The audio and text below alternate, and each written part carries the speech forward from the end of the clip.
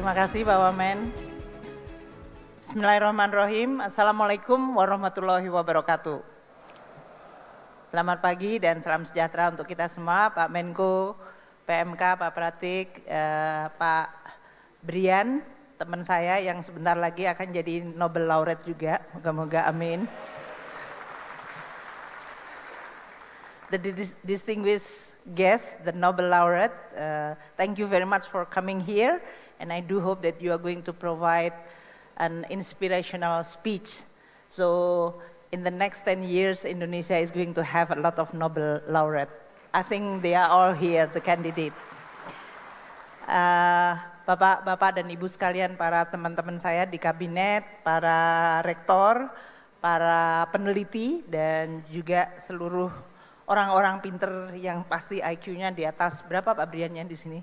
Tadi kan disampaikan indikatornya apa tadi Pak? Ya, oke. Moga-moga semuanya paling tidak sama dengan Pak Brian. Pak Brian itu adalah baseline, bukan top line. Gitu ya? Setuju nggak? Karena saya mau cerita tentang APBN dan keuangan negara untuk mendukung sains, teknologi, dan industri yang merupakan topik hari ini. Ibu Bapak sekalian, pertama saya ingin menyampaikan terima kasih telah dilakukan suatu konvensi sains, teknologi, dan industri Indonesia 2025. Ini adalah suatu inisiatif yang sangat tepat waktu, timely, dan juga tepat dari sisi topik, karena dunia hari ini sangat dominated by science technology, dan yang menggerakkan apa saja sekarang ini di dunia. Kalau Anda semuanya mungkin sebagian investasi di saham di Amerika, it is all the industry yang basisnya science technology yang menggerakkan dan meningkatkan kesejahteraan atau value added. Dunia hari ini tidak dalam kondisi yang mudah. Terjadi pergeseran yang sangat fundamental di dalam geopolitik, persaingan yang makin sengit antar negara. Persaingan yang tujuannya adalah untuk menguasai atau menciptakan hegemoni atau ruang pengaruh yang sangat besar beyond satu country. Bisa basisnya ideologi, bisa basisnya pragmatisme, yaitu menjaga kepentingan negara tersebut. Oleh karena itu, Indonesia sebagai sebuah negara besar, baik dari sisi geografi, demografi, lokasi, dan juga size dari ekonominya, kita pasti akan menjadi salah satu negara yang menjadi pelaku atau menjadi ajang dari persaingan itu. Pilihan ada di kita. Kalau kita hanya menjadi ajang, berarti ini adalah tempat pertempuran dari pengaruh-pengaruh seluruh dunia. Kalau kita ingin menjadi pelaku, berarti kita sendiri yang harus menyiapkan. Dan menyiapkan diri itu berarti tidak hanya manusia-manusianya yang sangat penting, dan yang di ruangan ini adalah the elite intellectual yang punya tanggung jawab besar terhadap posisi Indonesia agar tidak hanya sebagai ajang tapi juga menjadi pelaku di dalam pergaulan dunia yang hari-hari ini sangat sengit diisi dengan sentimen persaingan. Namun tidak hanya SDM, kita juga punya tantangan, homework yang luar biasa penting, yaitu institutional building, dan tentu juga semuanya membutuhkan resources, terutama keuangan. APBN adalah instrumen yang sangat penting di dalam sebuah negara mencapai cita-citanya. Namun untuk bisa APBN berperan penting dibutuhkan suatu kesepakatan dan juga kerjasama yang luar biasa. Saya rasa kita semuanya memahami bahwa teknologi, sains merupakan faktor penentu bagi sebuah perekonomian untuk maju. Dia menentukan total factor productivity dari sebuah negara dan perekonomian. Ekonomi tidak hanya bisa tumbuh hanya dengan menambah jumlah labor, tidak hanya dengan menambah jumlah capital, tapi kombinasi labor dan capital yang disertai dengan science dan teknologi akan menciptakan suatu productivity dan solusi yang kemudian bisa memajukan perekonomian tersebut. Oleh karena itu, negara-negara maju pasti investasi sangat besar di bidang science, teknologi, riset, dan pendidikan. Saya menganggap konvensi ini saya harap akan menjadi salah satu bentuk bagi kita semuanya untuk bekerja sama antara academician, industries, government, dan terutama juga dengan seluruh stakeholder dalam sebuah ekosistem yang meningkatkan productivity melalui sains dan teknologi. Saya akan memulai dengan peranan APBN. 20% dari anggaran APBN belanja itu didesain untuk pendidikan.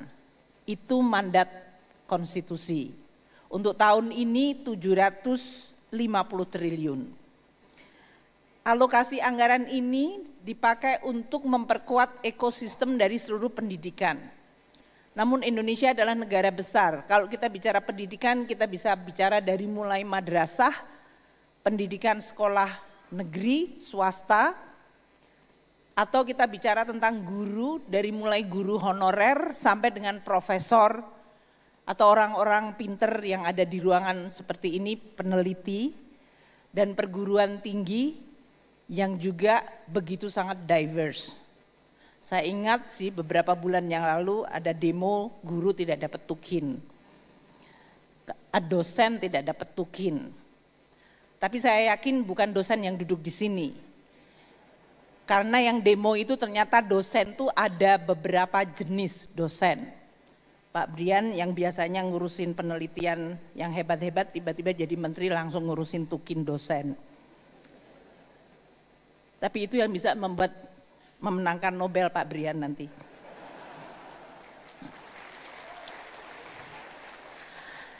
Tapi kita tahu bahwa intelektualitas dan kepandaian maupun kemampuan untuk meraih prestasi itu bukan masalah azas sama rata sama rasa. Begitu jadi dosen kemudian punya hak privilege untuk mendapatkan tunjangan. Dosen juga harus diukur kinerjanya. Dan inilah yang mungkin menjadi salah satu ujian bagi Indonesia. Are we rewarding the achievement atau are we going to distributing the money for the sake of just equality? Ini merupakan suatu desain insentif yang menurut saya teman-teman dari kelompok perguruan tinggi harus membahas dan mempertanyakan diri sendiri dan mungkin juga merekomendasi. What kind of incentive system yang harusnya kita establish untuk membuat anggaran pendidikan itu benar-benar menghasilkan hasil yang baik. Untuk hari ini, kami mengelola APBN untuk anggaran pendidikan berdasarkan ekosistem pendidikan. Klaster pertama adalah anggaran yang dialokasikan untuk benefitnya adalah para murid sampai dengan mahasiswa. Itu dari biaya operasi sekolah yang dihitung per kapita dari murid, PIP, yaitu beasiswa untuk pelajar, KIP, beasiswa untuk kuliah, beasiswa sampai dengan pasca sarjana, dan juga berbagai hal yang tujuannya adalah investment, manfaatnya adalah kepada murid tersebut atau mahasiswa. Bahkan dari PAUD sekarang sebelum usia 5 tahun. Ini menjadi penting di dalam investment human capital. Klaster kedua adalah untuk guru dan dosen. Dan itu belanjanya dari mulai gaji sampai dengan tunjangan kinerja tadi. Banyak di media sosial saya selalu mengatakan, oh menjadi dosen atau menjadi guru tidak dihargai karena gajinya nggak besar. Ini juga salah satu tantangan bagi keuangan negara. Apakah semuanya harus keuangan negara ataukah ada partisipasi dari masyarakat? Klaster ketiga di dalam ekosistem pendidikan atau belanja pendidikan adalah untuk sarana prasarana. Dari membangun sekolah, Bapak Presiden dalam hal ini sekarang meminta revitalisasi sekolah-sekolah yang rusak, sampai membangun sekolah baru seperti sekolah rakyat untuk anak-anak miskin, hingga membangun kampus-kampus dan laboratorium penelitian. Itu semuanya adalah masuk di dalam anggaran pendidikan, termasuk membangun rumah sakit pendidikan. Karena saya dari tadi sama Pak Menteri Kesehatan dan dia adalah ketua MBA-nya ITB, jadi harus saya sebut, kalau enggak nanti saya pulang enggak selamat sampai Jakarta. Dan itu adalah semuanya digunakan di dalam rangka untuk memperkuat ekosistem pendidikan dan penelitian di Indonesia.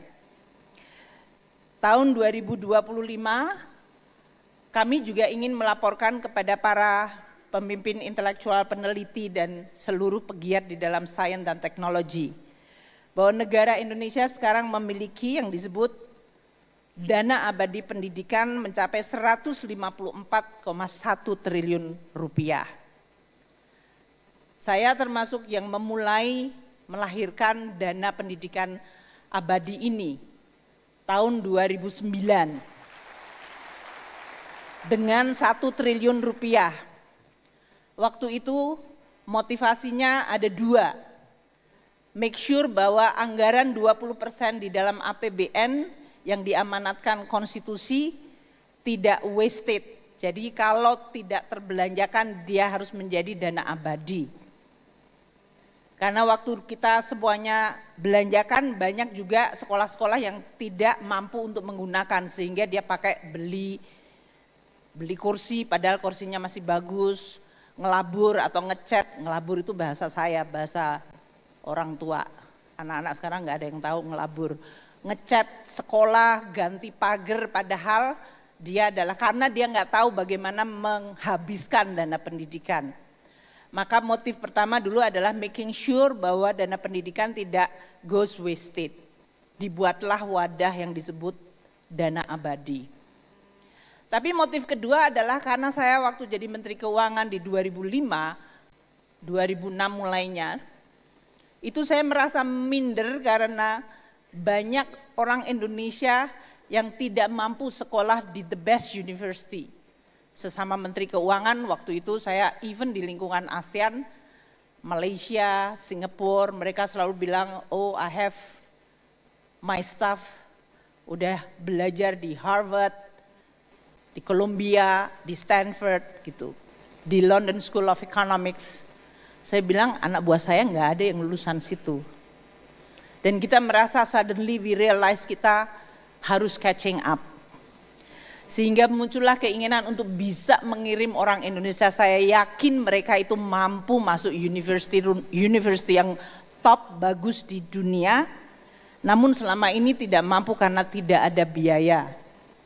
Sehingga saya ingin melaporkan kepada Bapak Ibu sekalian 154,11 triliun, kalau tahun ini ditambah dengan another 20 triliun akan menjadi 175.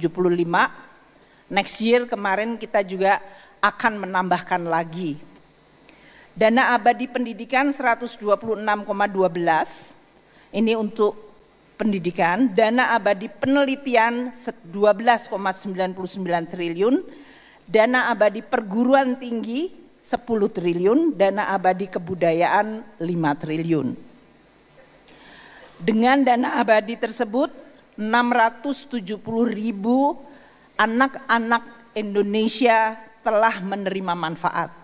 92.000 menerima manfaat dalam bentuk beasiswa gelar, 55.586 alumni dan 578.000 penerima beasiswa non-degree.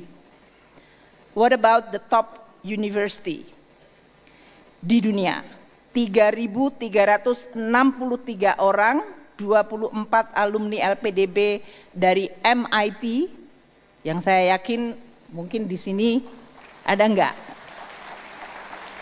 63 alumni dari University of Oxford, 96 alumni Harvard University, 72 alumni dari University of Cambridge, 20 alumni dari Stanford, 78 dari Berkeley, University of California Berkeley, and 308 dari Imperial College London. Enggak ada yang tepuk tangan, oh tepuk tangan. From 0 to 3.363, it's quite something. Saya berharap akan lebih banyak lagi, walaupun Pak Brian kemarin dengan Pak Pratik, beliau akan menentukan sekolah mana yang akan menjadi destiny dan bidang apa. Saya rasa itu adalah policy dari setiap pemangku kepentingan. Kami yang mengelola dananya supaya bisa sesuai dengan kepentingan dari masing-masing sektor. Untuk STEM, beasiswa mencapai 58.597 mahasiswa. Jadi Bapak-Bapak dan Ibu sekalian, ini masih akan banyak lagi puluhan ribu yang akan follow your steps. Kalau Bapak stepnya berhenti, ya Republik berhenti. Kalau Bapak dan Ibu sekalian akan menjadi pemenang Nobel laureate nanti, pasti yang 58.000 nanti akan inspired by you. Jadi Anda semuanya juga memiliki tugas yang sama beratnya.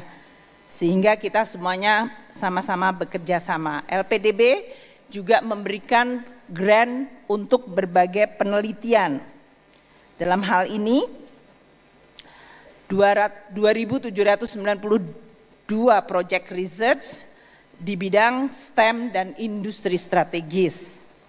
1.274 masih jalan dan 1.199 telah selesai. The good side about LPDP adalah saya tahu karena saya pernah jadi peneliti, selalu bilang, Bu, peneliti itu nggak mengikuti tahun anggaran. Kita idenya bisa jalan, research kita muncul, data barangkali juga perlu, sehingga nggak mungkin Desember tiba-tiba ditutup, nanti Januari mulai lagi gitu ya. Kan kayak gitu kan komplain Anda ya? Ya gitu loh. Ya. Sehingga LPDP itu bisa multi years dan tidak mengikuti tahun anggaran. Poin saya adalah kita semuanya mencoba untuk mendengar dan mendesain sehingga bukan alasan administrasi keuangan dan keuangan yang menjadi kendala Anda. Tapi saya mengatakan ini bukannya bahwa uangnya unlimited. Resource selalu terbatas, di seluruh dunia juga begitu. Dan resources harus ditata kelolakan dengan baik.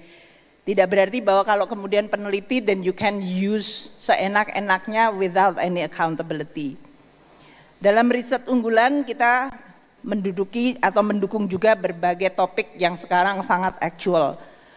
Kecerdasan buatan atau AI, Internet of Things, semiconductor, teknologi hijau, semuanya adalah area yang juga didanai untuk penelitian. Terakhir saya ingin menyampaikan kepada Bapak dan Ibu sekalian, kami juga menyiapkan instrumen fiskal dalam bentuk tax incentive untuk penelitian yang disebut super tax deduction. Dalam hal ini kegiatan penelitian, pengembangan dan juga di bidang sains ini, kalau ada wajib pajak perusahaan, saya harap di sini ada industri yang akan mengeluarkan untuk biaya penelitian, untuk produknya, untuk pengembangan.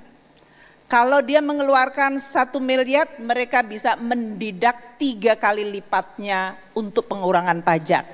3 kali lipatnya.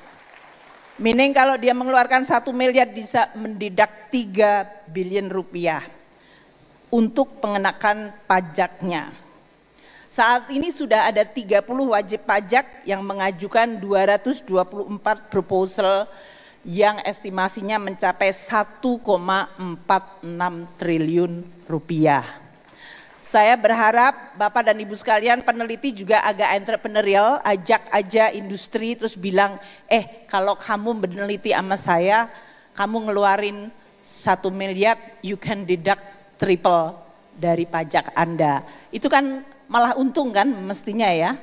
Jadi saya berharap itu mungkin perlu menjadi sesuatu yang bisa menjadi ide bagi Bapak Ibu sekalian. Saya rasa itu yang kami bisa lakukan untuk mendukung seluruh upaya dari Ibu Bapak sekalian. Beasiswa ada, pembangunan ada, penelitian ada, resourcesnya dibuat fleksibel. So if we've already done our part, it is time for you to do your part. Be excellent. Terima kasih.